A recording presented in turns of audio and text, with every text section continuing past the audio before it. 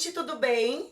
Mais um vídeo aqui no canal e mais uma vez eu tô trazendo uma indicação de alguém, um pedido de alguém, na realidade de uma aluna minha, a Laura, como tema, né? Eu adoro que me sugiram temas, me ajuda super pensar naquilo que de alguma maneira as pessoas estão querendo escutar. Então é muito legal, tô aceitando sugestões, inclusive, viu, galera?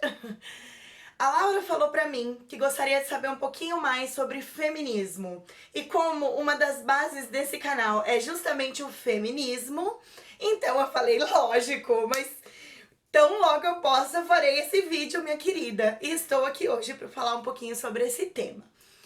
O tal do polêmico do feminismo 2020, quase 2021, porque esse ano já cancela, né, gente? Enfim, a gente tá aqui tendo que explicar um tema que teoricamente é tão simples de entender.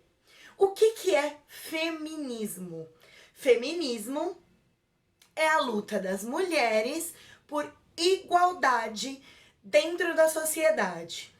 Ah, vou começar por aí. A primeira pergunta que já me fizeram. Mas se é por igualdade, por que não é só uma luta por igualdade? Por que é feminismo? Porque quem percebeu que precisava começar essa luta, quem percebeu as disparidades, foram as mulheres.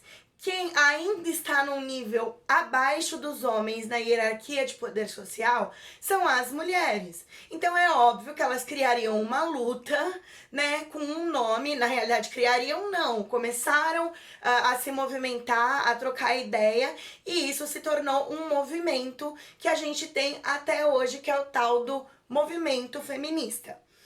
O movimento feminista não deseja tomar o lugar dos homens na sociedade. O movimento feminista não quer criar inimizade entre homens e mulheres. A ideia do movimento feminista é que a gente tenha os mesmos acessos, tá? É super importante entender isso, porque tem gente que acha que, esse pessoal fica aí lutando, fazendo movimento para ser melhor. As mulheres agora querem ser melhores. Não, a gente quer igualdade. Até porque é do movimento feminista algumas percepções que hoje também se tornam bandeira de luta na boca dos homens, que é sobre a questão da masculinidade tóxica. Então vamos começar por aí. A primeira coisa que a gente tem que entender é que ser homem e ser mulher é uma construção social. Nós chamamos isso de papéis de gênero. Gênero é um termo que também ficou tão polêmico, né? Criar a ideologia de gênero. Isso não existe, gente, por favor. A ideia é o seguinte: gênero é uma categoria de análise e também é uma percepção sobre como, historicamente, nós viemos nos comportando. Por conta do nosso corpo, por conta do nosso sexo, por conta do que a natureza nos fez, historicamente, a sociedade decidiu que quem nasce com vagina deve ter um determinado comportamento, quem nasce com pênis deve ter outro comportamento. Esses comportamentos que são relacionados com os órgãos sexuais e o aparelho reprodutor do sujeito é o que nós chamamos de gênero. Acontece que o gênero feminino, ele foi historicamente sendo desenvolvido com a ideia de que as mulheres são mais sentimentais, menos racionais, são incapazes de ter um domínio de espaços públicos, não são boas lideranças, são muito cuidadosas, afetivas, nascem naturalmente com o dom do cuidado e da maternidade. Ao passo que o homem, historicamente, foi construído dentro do gênero masculino como muito racional, muito corajoso, muito mais forte, perspicaz, um bom líder, o sujeito que deve estar à frente do controle. É muito fácil perceber essa disparidade de construção ainda hoje. Então, vamos pensar, se o homem teoricamente foi criado para ser líder, para estar à frente, é racional, o fato de nós termos uma maioria de políticos homens, o fato de nós termos uma maioria de homens à frente de grandes indústrias, está relacionado com essa criação do que seria o papel do homem. A mulher, ao contrário, tá muito mais dentro de casa. Quem ainda essencialmente no mundo inteiro e aqui no Brasil muito, muito intensamente cria os filhos. Quem limpa a casa, quem cozinha, majoritariamente ainda as mulheres. Isso não significa para você que tá aí, ah, mas meu pai, ele limpa a casa. Ai, mas o meu pai faz almoço. Ai, mas o meu irmão. A gente tá falando aqui não de regra, opa, não de exceção. A gente tá falando de regra.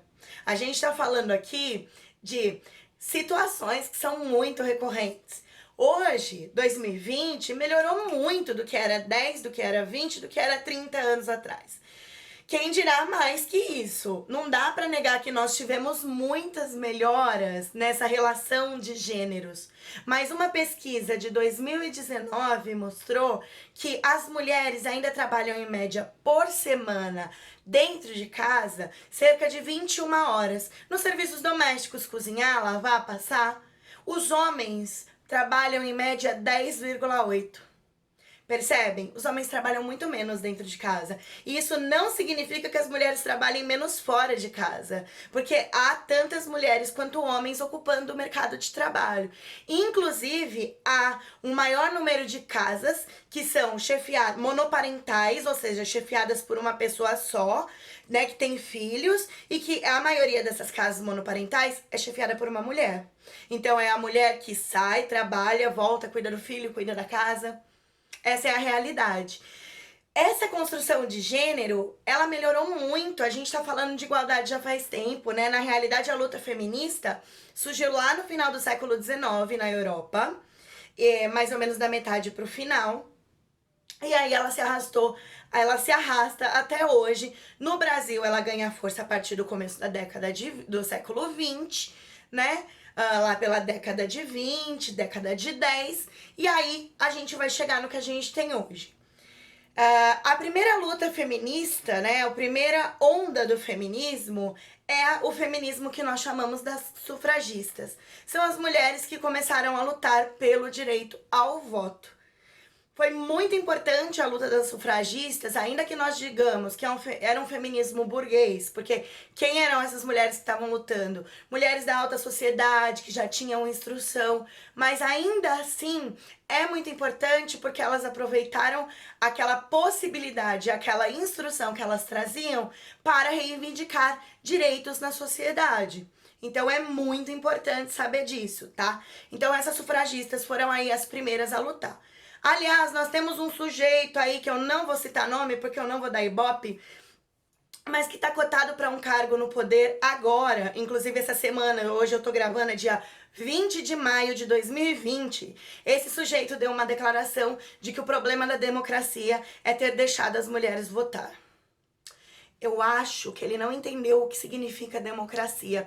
Mais ainda, quando ele citou a Grécia Antiga para falar que lá a democracia funcionava, era plena e por isso que era boa, porque as mulheres não participavam do processo democrático, ele também não entendeu o que era cidadania na Grécia Antiga. Mais que isso, ele não entendeu a diferença da Grécia Antiga para hoje. Desculpa, tadinho, ele precisa de uma aulinha de história.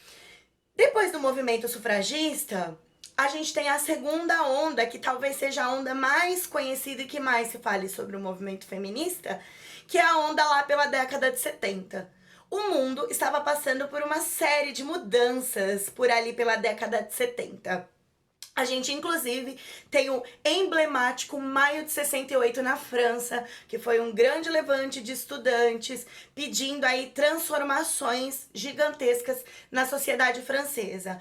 Mas esse levante do Maio de 68, que ficou muito conhecido, ele é parte de uma perspectiva mundial de sujeitos que começavam a se erguer por lutas diversas, por questões diversas. A gente tem o movimento negro, a gente tem o movimento beatnik, a gente tem o movimento hippie, a gente tem várias coisas e o movimento feminista junto. Então, esses movimentos começavam a lutar por transformações na cultura da sociedade, porque percebiam que determinados comportamentos eram parte de uma herança cultural. Nunca podemos negar que essa herança cultural e essa cultura está diretamente atrelada a questões de classe, a questões sociais também. E que a luta feminista, por exemplo, de uma mulher rica e de uma mulher pobre tem caráter diferenciado dentro de si. O fim pode ser até o mesmo, pode ser parecido, podem ter bandeiras de luta parecidas, mas é lógico que mesmo sendo mulher, uma mulher que tenha mais acesso econômico, tem mais vantagens sobre uma mulher mais pobre, né? Uma mulher que tenha menos acesso econômico. Mas essa perspectiva não é só dentro do feminismo, ela também vai estar dentro do movimento negro, ela vai estar dentro de todos os movimentos sociais. Não dá para desligar também a permanência das exclusões que a gente pode chamar aqui, eu chamei de cultural, por exemplo, uma cultura machista, não tem a relação também com o fato de que o capitalismo no seu surgimento se aproveitou de uma história que trazia, por exemplo, mulheres como inferiores para colocá-las como sujeitos mais explorados dentro do mercado de trabalho. Logo após a Revolução Industrial, as mulheres pobres já trabalhavam. E elas eram um tipo de mão de obra muito lucrativa. Primeiro, porque o salário delas era muito mais baixo do que o dos homens. Segundo, elas eram muito subservientes, muito obedientes, uma mão de obra muito boa para os seus patrões. Então, para o capitalismo, a manutenção da exclusão feminina é um prato cheio. O fato de nós, ainda hoje, ganharmos 30% a menos do que um homem. E aí eu tô dizendo nós, mulheres brancas, porque as mulheres negras chegam a ganhar 60% a menos do que um homem branco. Então, o fato da gente ainda ter essa desigualdade absurda no mercado de trabalho é uma herança que é cultural e também é social, ela é estimulada. O estímulo das desigualdades dentro do capitalismo é ótimo. A gente não percebe e a gente fica repetindo esses discursos que perpetuam a desigualdade sem perceber que é contra a gente mesmo que a gente tá falando. Então, se eu sou um sujeito pobre, se eu sou um sujeito de um grupo tido minoritário, ou seja, se eu sou mulher, se eu sou negro, se eu sou homossexual, se eu sou transexual, se eu tenho alguma deficiência, tudo isso me coloca num grupo que é utilizado da pior maneira pelo sistema capitalista, ok? Bom, essa segunda onda, então, ela surgiu aí na década de 70, no meio de todo esse contexto que eu disse pra vocês. E ela ficou muito famosa, porque falaram, as feministas que foram lá queimar o sutiã, ai, malditas feministas, que foram pedir pra trabalhar. Por que a mulher foi pedir pra trabalhar? Quantas vezes eu não escutei isso até de mulher, né? Primeira coisa, a mulher pobre sempre trabalhou desde que o mundo é mundo. Então não é culpa das feministas. A questão e a posição da mulher dentro do mercado de trabalho sempre esteve ligado com a questão de classe. Mulheres pobres sempre trabalharam, mulheres burguesas não precisavam trabalhar. Começam a lutar pelo trabalho a partir da década de 70 e pela liberdade de escolha dos trabalhos, pelo espaço público do trabalho, essas mulheres burguesas, porque até então elas eram mais reprimidas a se trancarem dentro do lar. E aí isso cai naquilo que eu falei anteriormente. A luta de uma feminista branca, de uma feminista negra, de uma feminista pobre, de uma feminista rica, às vezes é diferente, às vezes ela tem nuances diferentes. O objetivo é o mesmo, que todas nós sejamos iguais, que todas nós sejamos tratadas do mesmo jeito, mas não dá pra negar essas nuances. Por isso, a gente precisa escutar as vozes feministas dos mais diversos grupos para então criar uma luta unificada. Sem luta unificada, cada um dentro da sua caixinha, não existe transformação. Mas a luta unificada tem que dar voz e ouvido para todos os sujeitos que nela estão envolvidos, ok? Isso é uma luta feminista classista, beleza? O último movimento, né, a última onda feminista, a terceira onda no movimento feminista, começa ali pela década de 80, e dentro dessa onda a gente vai começar a usar o termo gênero de maneira bem dissipada, bem espalhada na sociedade. A gente vai começar a falar sobre violência contra a mulher de maneira mais intensa também. Tanto que no Brasil, a primeira delegacia de atendimento à mulher surge em 1988.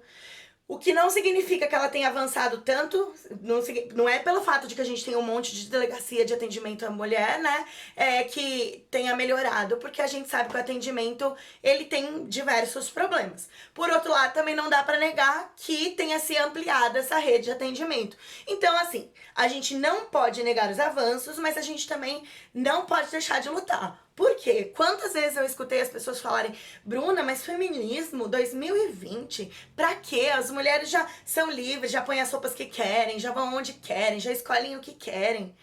Não, infelizmente não. E aí a luta se torna mais difícil quando ela tá disfarçada, quando os discursos dizem que ela já não é mais necessária. O fato de nós ganharmos menos, o fato do alto índice de violência sexual que as mulheres sofrem, muito, mas muito, muito maior do que o dos homens, e que são quase que essencialmente 100% cometidos pelos homens, sabe? O fato de nós não podermos andar na rua com a roupa que nós queremos, o fato de que a gente ainda tem muito mais trabalho dentro de casa, de que muitas vezes nos abandonam as mulheres com os filhos, porque simplesmente não querem ser pai. São tantas as questões que o feminismo tem ainda para tratar, que nós não conseguimos conquistar plenamente.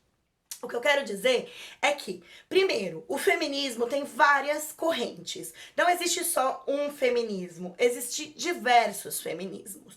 E o feminismo, que é a corrente que eu faço parte, que é o feminismo classista. Toda a minha análise do movimento feminista e os meus posicionamentos aqui estiveram embasados na ideia do feminismo classista. Muitas vezes o feminismo radical ele é usado para generalizar o feminismo como um todo. E algumas pautas de alguns grupos radicais, não todos e não estou generalizando, acabam meio que por se opor à legitimidade do próprio movimento feminista, né? As radicais que são contra mulheres trans dentro do movimento, negando o gênero, dizendo então que só o biológico importa. Elas vão cair aí numa questão de que se você nasceu com vagina ou nasceu com pênis, isso já determina quem você é socialmente, então você vai ser excluído. Negando, por exemplo, que uma mulher trans tenha, além do sofrimento machista sobre ela que ocupou o feminismo, o feminino, né? O próprio conflito de se assumir numa sociedade extremamente preconceituosa. Eu acho que é uma questão muito delicada, que não vou entrar aqui nesses pormenores. Então, às vezes, tem algumas pautas do feminismo radical que se opõem aos outros feminismos ou que, de alguma maneira, são mal vistas. Uma outra coisa é que há grupos mais radicais que vão colocar no homem a culpabilização do machismo. O machismo, ele está instituído culturalmente. Ele não está no sujeito que nasceu de pênis ou de vagina. Tá? Tanto que quem cria esses homens são mulheres. Mulheres que reproduzem o machismo na criação desses meninos. Então não dá pra dizer que só homens são machistas. Mulheres também reproduzem o machismo. Não dá pra dizer que o problema é o homem, se acabar com o homem, a gente acaba com o machismo. Não, a ideia não é essa. A ideia é que a gente seja igual, que a gente conviva igualmente em sociedade. Também porque, como eu disse anteriormente, o feminismo sacou que tem determinados comportamentos que foram definidos como masculinos, como bons pro macho, que no fim das contas são muito prejudiciais. A sexualidade masculina é muito prejudicada com estereótipos machistas. A educação sentimental masculina, a educação psíquica masculina, né? A percepção, a saúde psíquica dos homens é muito prejudicada. A questão do próprio cuidado, tem estatísticas que mostram que os homens vão muito menos no médico do que mulheres, por questão do machismo. Ou os homens morrem maciçamente nos ambientes públicos e de forma violenta muito mais do que as mulheres. Isso por conta do machismo também. Não é uma questão de que é o feminismo que mata esses homens. É o próprio machismo que cria homens violentos, que disputam o poder, que disputam o espaço público. Como se a gente ainda estivesse numa selva pré-histórica, onde estaríamos batendo no peito e lutando pela existência. Se somos racionais, se criamos um sistema simbólico de vivência, criamos a cultura, podemos avançar nessas pautas. Há uma diferença entre os crimes cometidos no espaço público, né, e as mortes violentas dos homens do feminicídio. Isso eu vou deixar para um próximo vídeo, porque eu acho que é um assunto muito importante. Visto também que durante a pandemia, o número de violência, casos de violência contra a mulher aumentou tanto no mundo quanto no Brasil. É fundamental falar disso, ok? Por hoje é só, encerro por aqui, se inscreve no canal, compartilha com aquele sujeito que fala bobagem sobre o feminismo, compartilha com aquele sujeito que nunca ouviu falar e que espalha fake news e que fala que feminista quer matar os homens, que feminista quer não sei o quê. Por favor, vamos espalhar amor, paz, compreensão por aí, porque essa é a ideia desse canal. É falar sobre igualdade, sobre justiça, sobre uma sociedade mais coletiva em que nós possamos ser mais colaborativos e justos uns com os outros. Valeu, até o próximo vídeo!